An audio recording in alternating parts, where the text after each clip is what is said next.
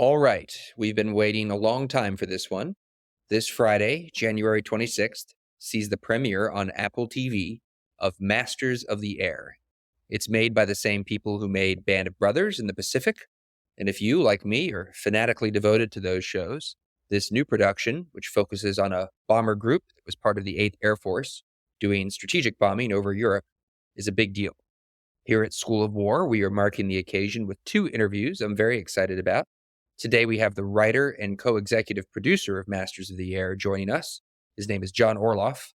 Among many other credits, Orloff also wrote the D-Day and the Holocaust episodes of Band of Brothers. So he was basically already a hero of mine long before I knew his name. We will talk about how this new series came to be, what it was like to write and produce it, and of course, the history behind the show. And then next week, we have the author of the original book, Masters of the Air, itself a fascinating, extremely well-written document, well worth your time, Don Miller, joining us as a guest for a truly fascinating discussion of the show, the book, and also of the history of strategic bombing over Europe. It's been a real treat for me to record these, so please enjoy the show. I'll definitely be watching this Friday.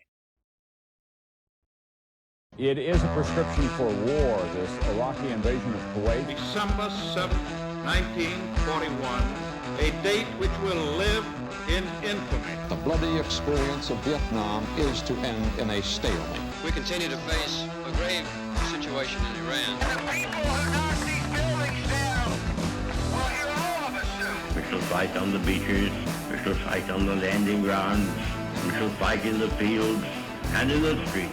We shall never surrender. For maps, videos, and images, follow us on Instagram, and also feel free to follow me on Twitter at Aaron B. McLean. Hi, I'm Aaron McLean. Thanks for joining School of War. I am absolutely delighted to be joined today by John Orloff. He is the writer and co-executive producer of Masters of the Air. He's got many other credits to his name before that. Most relevantly to this discussion and most meaningfully to me personal as an enormous fan of this production, he is also the writer, I believe, 2 episodes of Band of Brothers. Is that correct? Yeah, that's correct. 2 and 9. John, thank you so much for joining us today. And, I think you're the first pure artist we've had on the show, as opposed to, writers who are writing about military history for a part of their career. Though I suppose one of the things you might say is actually that does characterize you. You're certainly the first filmmaker of any kind we've had on the show. I'm really excited about this, just as I'm excited about Masters of the Air itself. Maybe start by just telling us how you got into this line of work, whether it's writing and filmmaking broadly, and then more specifically, this vein of World War II that you've been tapping for some time now. Sure. I mean, I'll get to the World War II stuff as quickly as I can because this is not about showbiz. But I grew up in an entertainment family. My father was a director. My grandfather was a director. My great-grandfather was a radio performer. So that's where I started. But I was always obsessed with history. And I am of a generation that loved World War II movies, Patton, Guns of Navarone, these really classic 1960s, 1970s World War II movies. Hogan's Heroes was like a television show that was on every day in reruns growing up, So I was really into the war. And very early in my career, I was really lucky to meet Tom Hanks. And he, over the course of a couple of meetings, ended up asking me if I would write an episode of Band of Brothers, which was the second episode, the D-Day episode. And he was really happy with my work on that. So he asked me to write another one, which was the episode where they stumble across the concentration camp. And then, then I got a phone call about 10 years ago to write a couple of episodes of the next one, Masters of the Air. And that turned into a really long odyssey of trying to get it made, culminating in us getting to make it. And it's really terrific. There's so many ways into this. And if you don't mind, can we linger on Band of Brothers for just a couple of minutes before coming up to Masters of the Air? I expect probably most of our listeners will have seen it. And if you haven't, by the way, you should. And Cullen will back me up here. I actually don't say this kind of thing to most guests, but the 2 episodes that you cite, the second episode, which covers D-Day itself, and then Why We Fight, are just two outstanding episodes in an already outstanding series. They were meaningful to me as somebody. My father participated as a young man in the liberation of Dachau. So the Why We Oh, Fight wow. episode, I felt like I was watching my own family. This was a sister camp. This was an affiliated camp of Dachau. So what you're, wow, I'm getting like, so I'm getting a little emotional. They were so he would have experienced something very, very similar. And so let me just a big picture question about Band of Brothers and then the whole sort of subgenre that it spawned, which is, how did that start? Which, and by it, I mean the revival of big miniseries. Because, in the 80s, you had... It was banned. Why? So, because if you go back to the 80s, you had go ahead. Tom Hanks is incredibly passionate about American history, very knowledgeable about American history. And he had done Apollo 13. And after he made Apollo 13, he felt that the story could be a little deeper or broader and tell more about the Apollo mission. And so he made From Earth to the Moon, which was a 8-part, I think. I didn't work on it. I think it was 8 parts. Might have been 10 parts, forgive me. And it met with a lot of success. And for HBO, and then he made, sometime around the same time, he was making Saving Private Ryan. And when he was making that film, which is mostly fiction. I mean, it's very loosely based on a kind of real story, but not really. And in his research, he read Band of Brothers, the Stephen Ambrose book, and really thought, well, maybe he could do with that book what he did with the Apollo missions. And so he got Steven Spielberg to read it. They agreed they should make it together. They took it to HBO, and HBO took an enormous gamble with Band of Brothers. It was incredibly expensive for the time and uncompromising in Tom's vision. And we had the incredible fortune to have had Dick Winter's blessing. And we all had to meet Dick and be approved in some ways. And which then allowed the other guys the freedom to talk to us. And that doesn't happen ever, I mean, it was a really incredibly unique experience. And that led to episode 2, which was a really interesting experience because I, for a short time, was the world expert on Brecourt Manor. I mean, I really was, because Ambrose got stuff wrong. And the reason I know that is the first thing I did after I was hired was myself, and I think it was Bruce McKenna was on that one, maybe not yet. One of the other writers, we traveled to one of the famous 101st not actually just Easy Company reunions. This would have been in 98 or 99. And they were amazing. That's a whole nother episode to talk about that. But the important part was I sat down every single person who was alive, who was at Brecourt Manor, and I interviewed each of them for an hour or two and just took copious notes. And I'm not saying Ambrose didn't do that. I don't know, whatever. But he got stuff wrong. And I knew it was slightly, stories didn't always gel 100%, but why would they? And I'm immensely proud of that episode because, yes, it's condensed. It was a 6-hour battle, not a 30-minute one, but it is as realistic as it could have been, and stands the test of time and had the Dick Winters stamp of approval. Yeah. Not an easy thing to get. Well, let me ask you a question about something you just said, because I think it will get us into some themes that touch on both Band of Brothers and then your work on Masters of the Air. So you interview all these veterans about their experiences in that battle, amongst other things, that action. And you get stories that conflict. In my own experience, I mean, it's hardly shocking. You would actually be shocked if you discovered the reverse. If you Right, discovered that exactly. everyone had exactly the same account, you might start to suspect that something odd was afoot. Right, Because it's just the nature of combat, isn't it? That it's so chaotic and so fast moving that no one is really, and then your own memory plays tricks on you. And then you start telling the story, and the story sort of solidifies, and especially this is now in 98, it's 45 years later, so, I would start to hear the same pattern if you ask somebody, well, tell me more about, well, they couldn't tell me more. They could just kind of tell me what they just told me again, because that's the story that they've been telling, And I think it's Tim O'Brien who writes the Vietnam book, Things They Carried, who I think he takes this point to a really radical extreme where he makes some assertion to the effect of there really is no one story of combat. I don't know if on some sort of metaphysical level I accept that, but as a purely narrative or epistemological. Yeah, I think yes and no, right? I think what you just said, you're right. Metaphysically, he's absolutely right, because there are singular experiences, right? But the totality of those singular experiences is its own experience. And so, so this is all wind up for my actual question, which is, all right, here you are. You've got this Ambrose book. You presumably got other written materials. Other stuff will have been written about it. You've got your interviews. No other written material. Oh, really? Okay, what interesting. What are you talking about?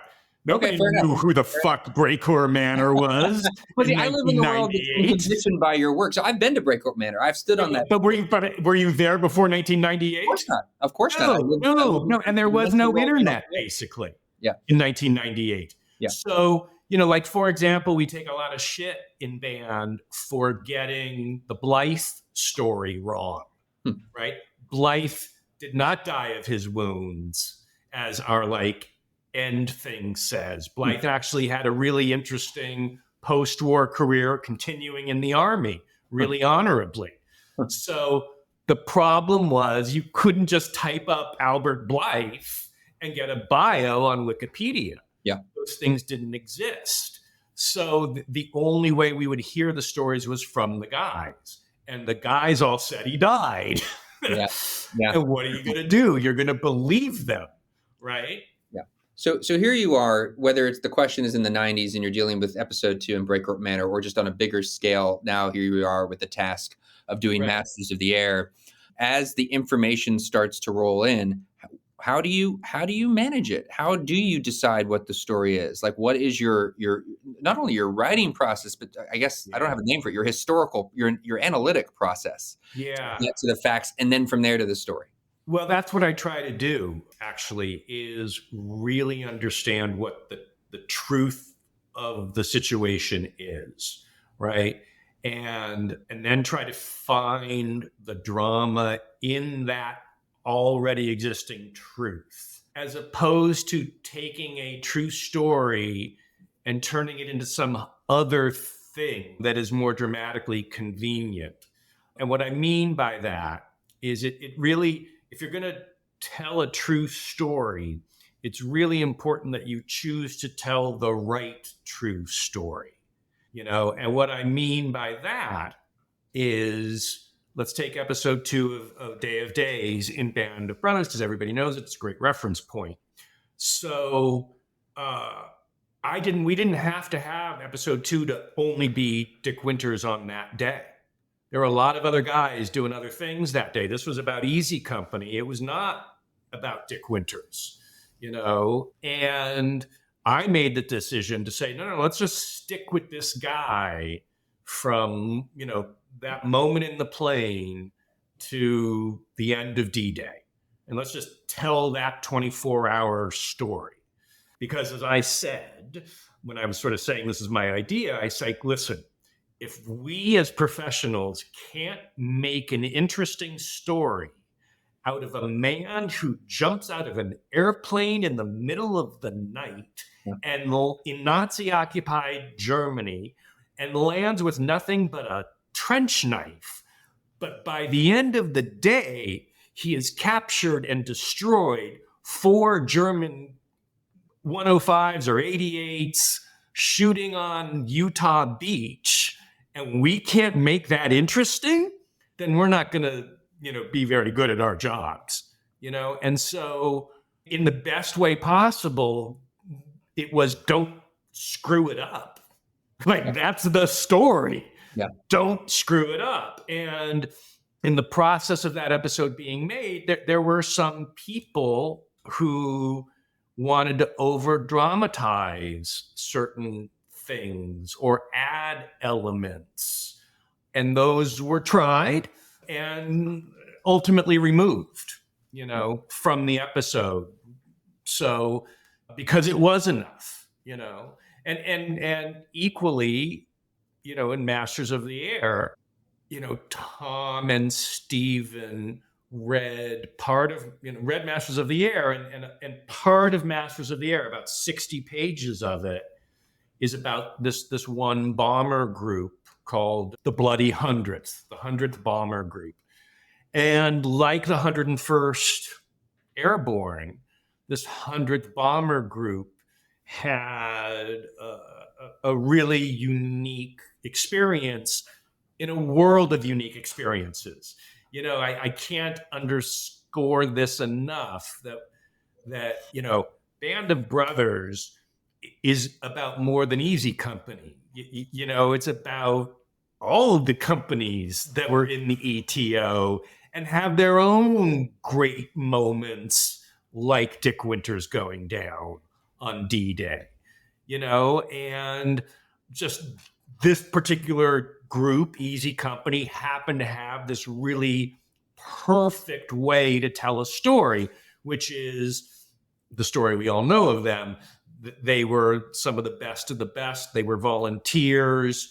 They had this unique experience of D-Day to Berchtesgaden, and a concentration camp. Like they had these they experienced key moments as one unit that not all units did. Yeah.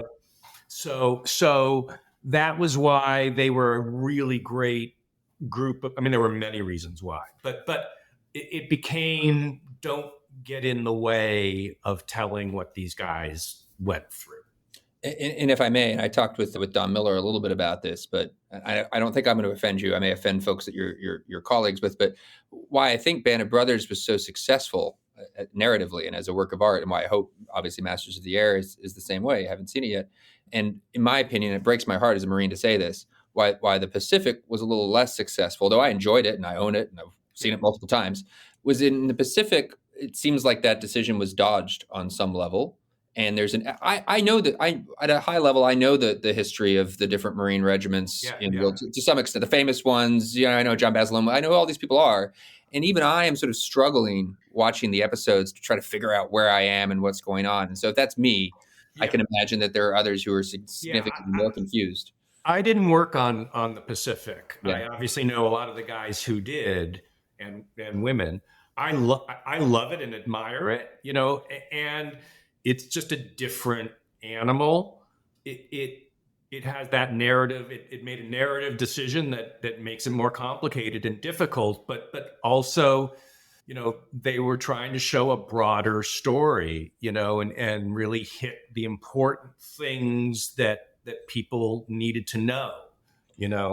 Well, if you, I'm going to make a brief pitch and then we'll get to Masters of the Air. But if the Marine Corps still needs its really crusher killer miniseries, historical miniseries, in my pitch, not that I want to do it, but my pitch that somebody who does these things should do is the Korean War and the story of the 1st Marine Division, or at least some subset of the 1st Marine Division, the invasion of the North, the Chosin Reservoir, and Back to the Sea. There are a couple of great treatments of that, many great treatments of that in writing. But that would make, as you're a man who does these sorts of things, if there's somebody out there. They're so hard. And you have no idea how hard it was to get Masters of the Air made, even with Tom Hanks and Steven Spielberg. It took 10 years. It took 10 years to get it made. I've spent 10 years on one season of television, So let's get into it. So the decision from what you've just said, I have the impression that Hanks already knows that the 100th is his focus. And then how do you come into the story? So about 10 years ago, I got a phone call from Tom Hanks asking me if I would write a couple more episodes for the new one, just a couple of episodes. And yeah, I said, sure, that would be great. That would be great. I had read Masters of the Air, and I thought it would be really exciting to do an Air Force show. And I don't know, 6 months, a year goes by, and I get another phone call from him and said, we have to start over for whatever reasons, and we need somebody to write a whole Bible and just figure the whole show out. Are you up for that? And I was like, okay.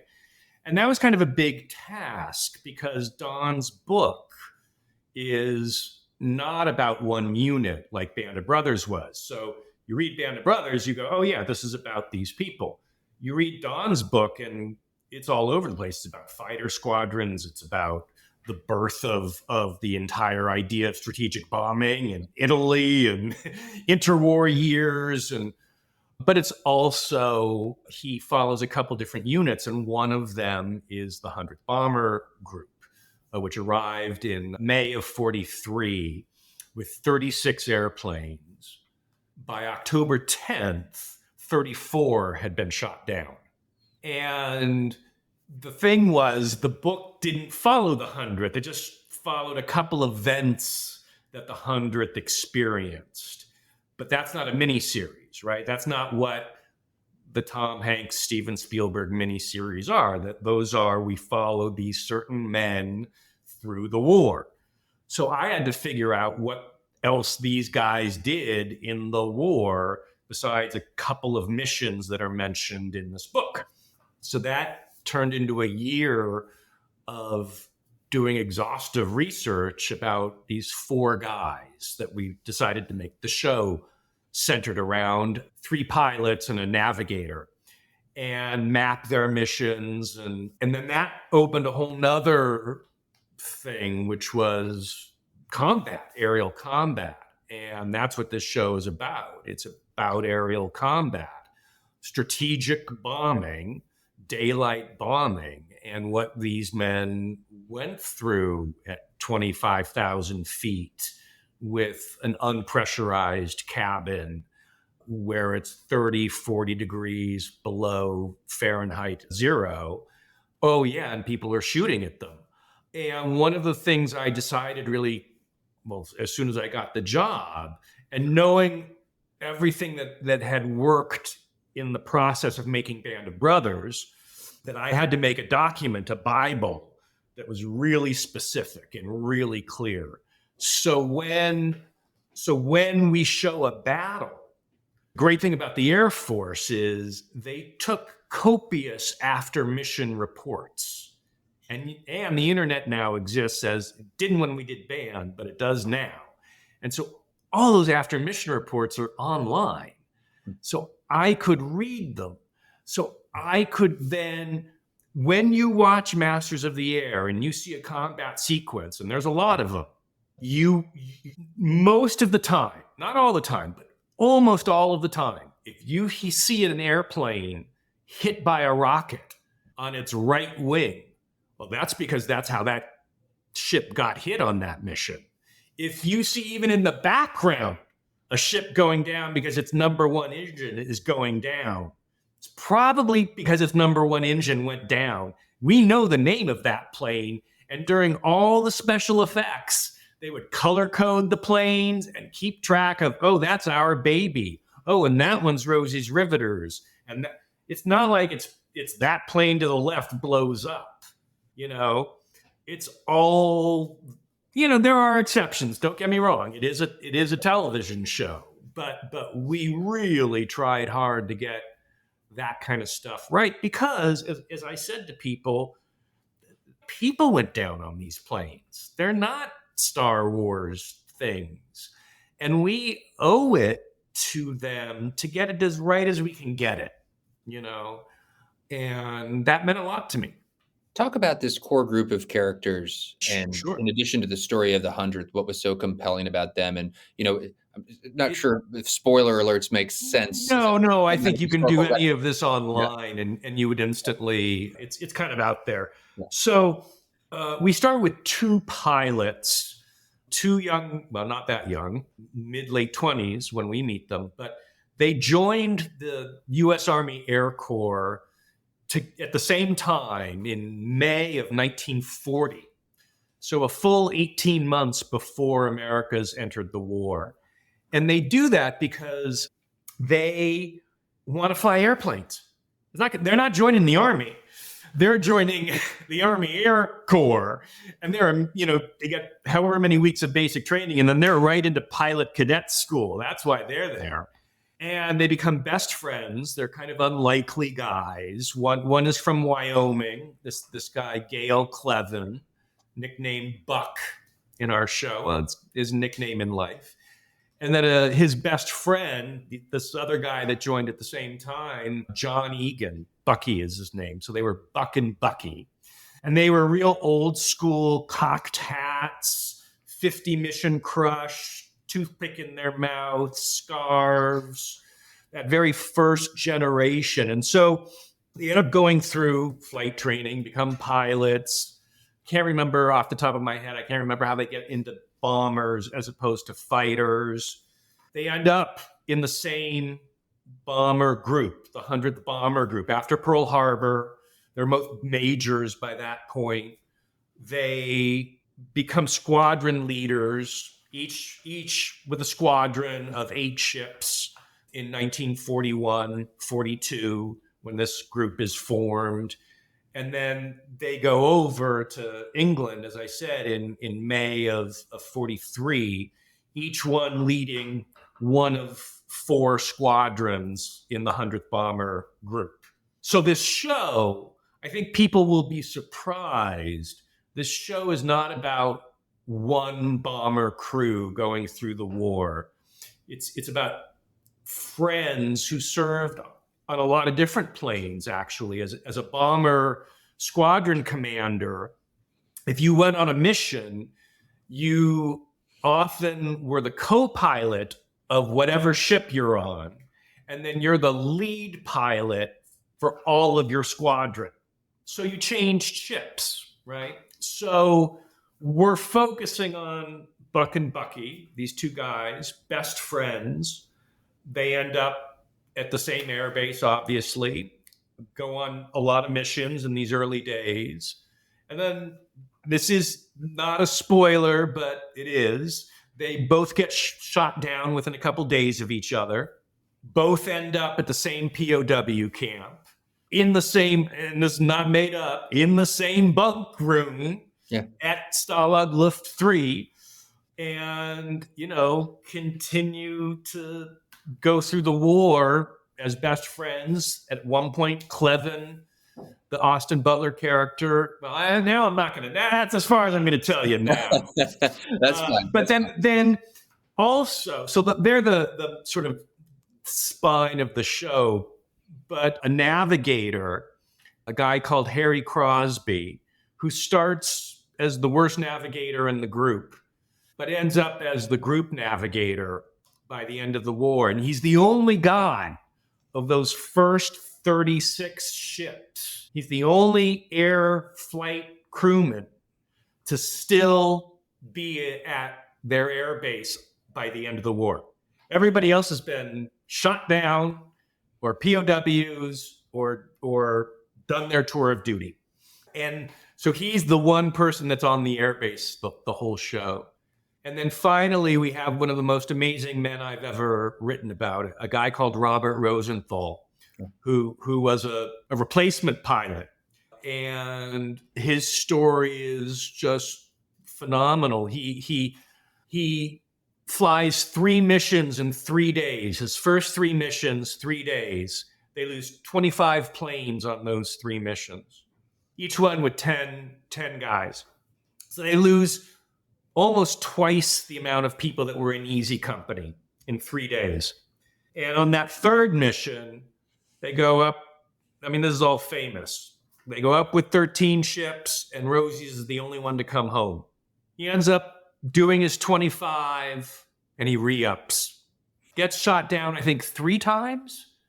No, shot down twice. No, 3 times. 3 times. Somehow manages, I'm not going to say. Maybe he lives, maybe he doesn't. It strikes me that the title Masters of the Air and this happens sometimes in film treatments of books, but it almost, from everything you just outlined and the way in which you focus on the kind of vulnerability and youth of these characters, the title takes on a bit of an ironic tinge for the filmed production that maybe it doesn't have in the book. They're masters of the air in one sense, and in another sense, I mean, it's in the book too. I mean, okay. The idea is, I mean, it was a culmination of getting there. The masters of the air, the Luftwaffe, for until 1944, basically, without a doubt. And that's one of the things we show. As I said to you before, this show is not about one plane. It's on the group level, and the group is 36. Well, depends on when in the war and how big the mission is, but a group is 36 planes. So we start with early 43, where, an all hands effort was 2, maybe 3 groups, which would be around 70 airplanes on a single mission. That's in June, July of 43. By, October of 43, we're already getting to 250 to 300 airplanes on a mission. By, close to D-Day, we're up to 600 planes, 700 planes a mission. And then by, the bombing of Berlin, we're spending 1,000 bombers up on a mission for one mission. Yeah. It would take hours for them to go overhead if you were the target. Hours. They'd be under bombardment for 3-4 hours because it was just plane after plane after plane after plane. And that's part of our story. The industrial, the human and industrial cost was enormous. We've spent a lot of time talking about how you use, the historical record to tell this story. What are your major influences in terms of other film treatments of World War II? You were obviously raised and steeped in all of that. Was any of that influential? Yeah, I mean, it's interesting. It is Band of Brothers. And the reason I say that is because it was actually my first job as a paid screenwriter. Yeah. And Band was always a different animal. It was unlike anything that had really ever been made before. And because of its authenticity and that the men were such a part of the process of us telling the story, and because we had these production values that Tom and Steven and HBO would give to it, it was this just other thing. And even great World War II movies that existed before it and after it that are fantastic, they're not that. And so Masters of the Air and the Pacific, again, the Pacific is also is different, and Masters is different. I can't, we can talk about that in a second. It's not Band of Brothers in the air. Yeah. And the Pacific is not Band of Brothers in the Pacific, nor is Masters of the Air the Pacific in the air. It's its own thing. But what is common is this real obligation to the real men who did this stuff, in a way that not a lot of other productions, certainly before, had ever done. There's the Audie Murphy story, and there are true quote unquote movies about World War II that exist before Band. And I'm sure I'll think of something tomorrow that comes to mind. But right now, that's what drove every decision I made in Masters of the Air was based on the stuff that we learned and did and were committed to in Band of Brothers. Well, the one I was sort of in the back of my mind, I was curious to know if you were going to raise it, was 12 O'Clock High. 12 O'Clock High is a great film. Yeah. Fantastic film. It is my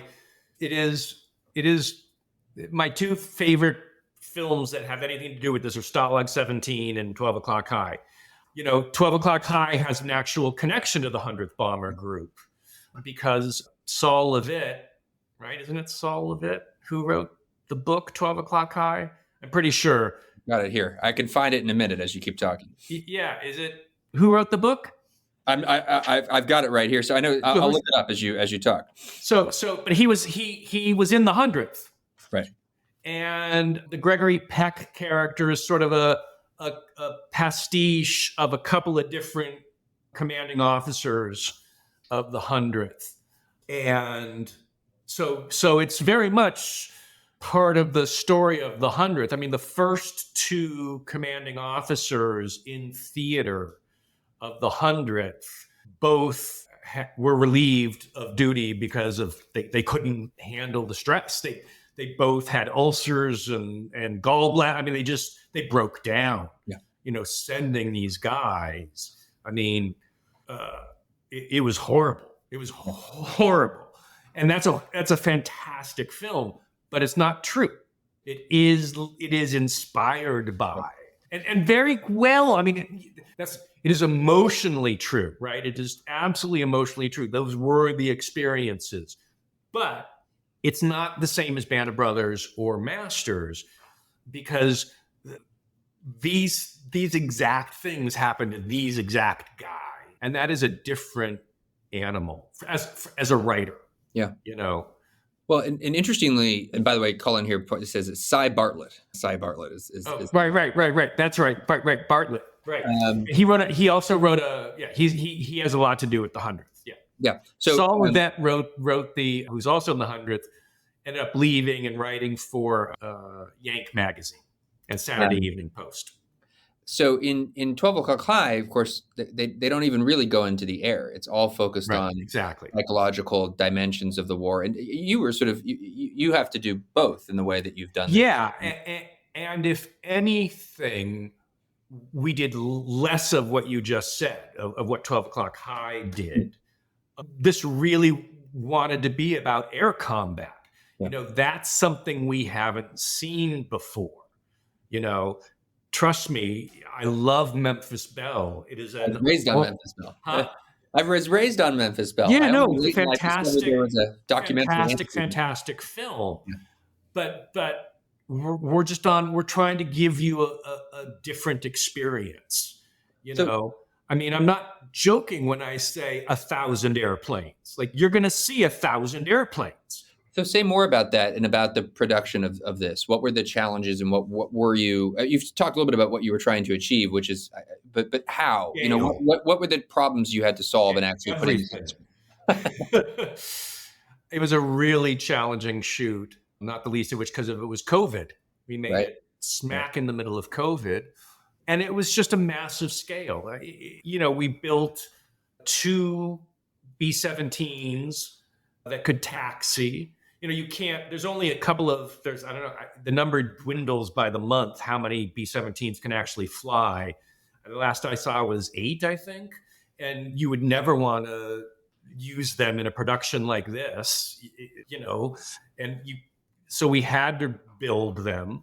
We then had to build interior B-17s because we were going to shoot so much in B-17s. And then we built the volume. Have you seen how they make the new Star Wars movies with all these LED screens? And it was super complicated. And it was a very ambitious project. I mean, quite frankly, nothing like it has ever been attempted.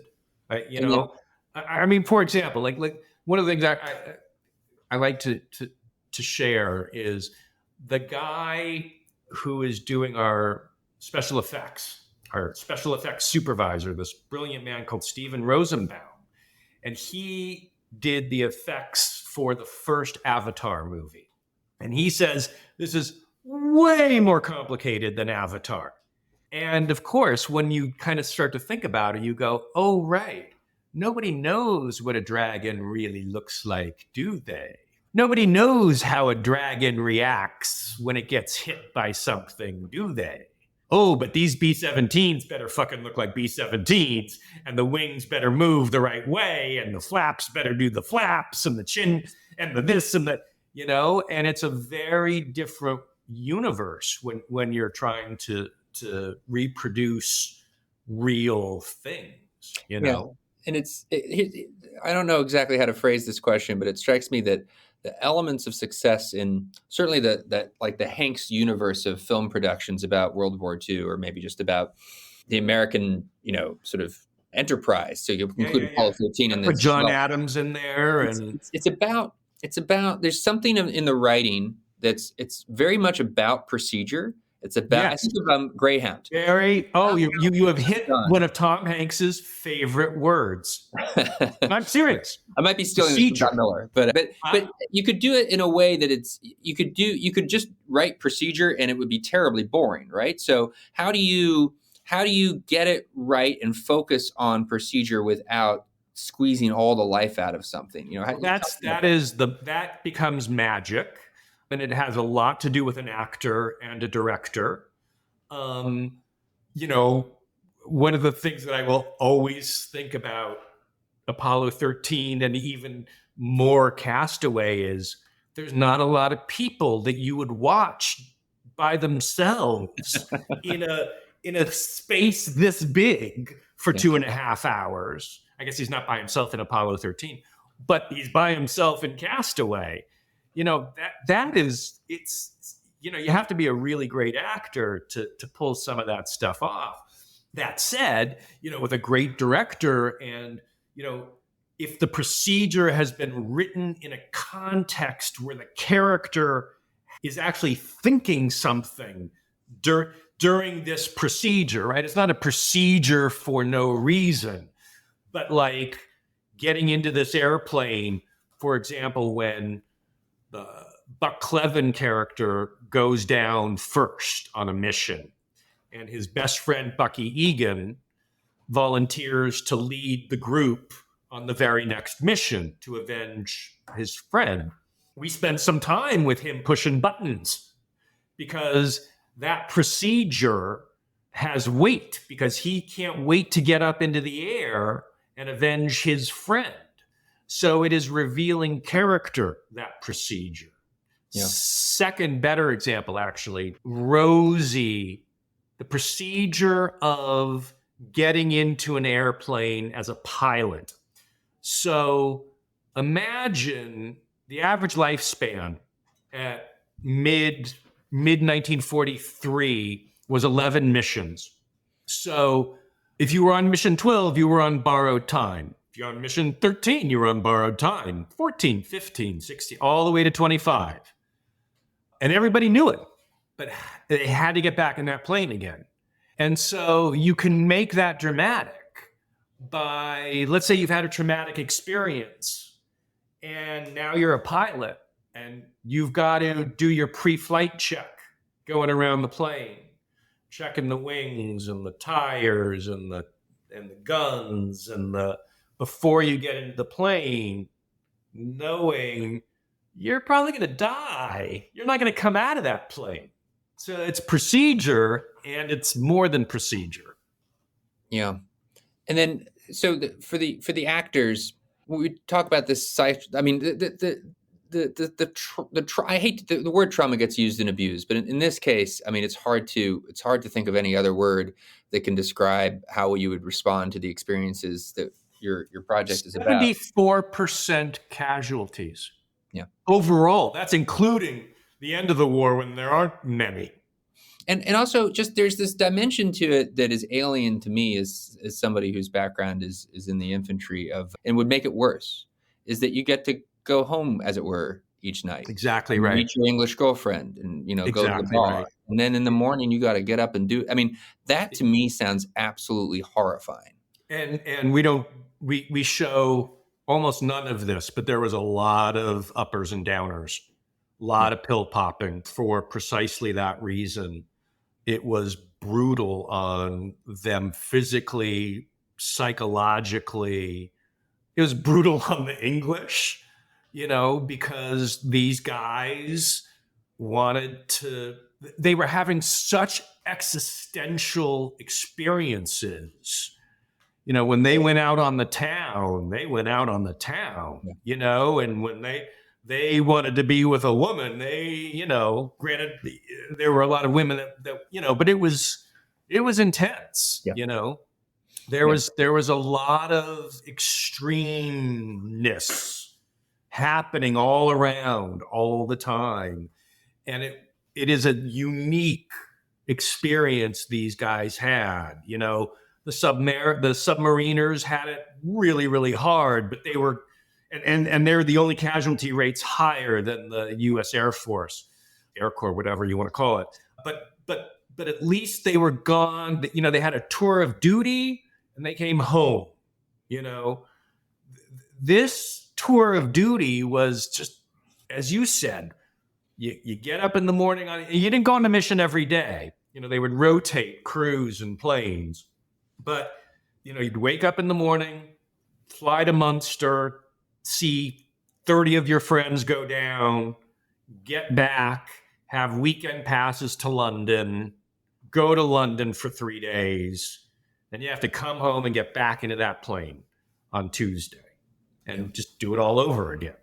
You know, it was unique, and that's why they created the flak houses. You know, these houses. They didn't know quite what PTSD was yet, but that they were seeing it in these flyers, in particular these bomber crews, very, very quickly for exactly that reason. They called them the Focke-Wulf jitters, and the flak, which was the AA guns, the anti-aircraft guns, they called them the flak house, because if you imagine going through 10, 11 minutes of flak, you can't imagine it, actually. You're going to in my show, but just that was a horrible experience, you know, because these planes were not allowed to deviate course, right? So you just go, go, go. Doesn't matter what's exploding next to you or how close they're exploding. You just stay in a straight line. And remember, there's only one pilot. So the other 9 guys are just looking outside going, holy fuck, excuse my language, but that's what they were saying. And, you know, then they get home. So they would have PTSD after just a few missions. Yeah. And so they would send these crews inland to sort of country manners, English country manners, for 7 days of total R&R. You weren't allowed to wear a uniform. You could talk whatever you wanted to talk about, but you know, they wanted you to just detox, basically, you know. Well, and also for the submarine crews, presumably, and I'm not an expert here, but, you know, you're out operating in the Philippine Sea or whatever, you know, finding your targets. And then for the most part, I imagine, is when on your way back to Pearl or wherever, there's probably a couple days where the threat is not as elevated. Right. And so you have decompression time built into the mission itself. Whereas here, the whiplash is just intense. It's just hours either way. Constant. It was brutal. And you will experience that in Masters of the Air. I mean, that is one of the things we do really, really explore, because that was what was unique, you know. One last question for you here, is I want to be respectful of your time, but just everything we've just discussed and the sort of the burdens of showing the effect on humans of all this. What was the production looking for in the actors that you found? You're looking at younger actors who are at the front end of their careers. What is the through line? What are you hunting for? You mean looking for an actor? Yeah. What about an actor gets them the role? Well, luckily that's not my department.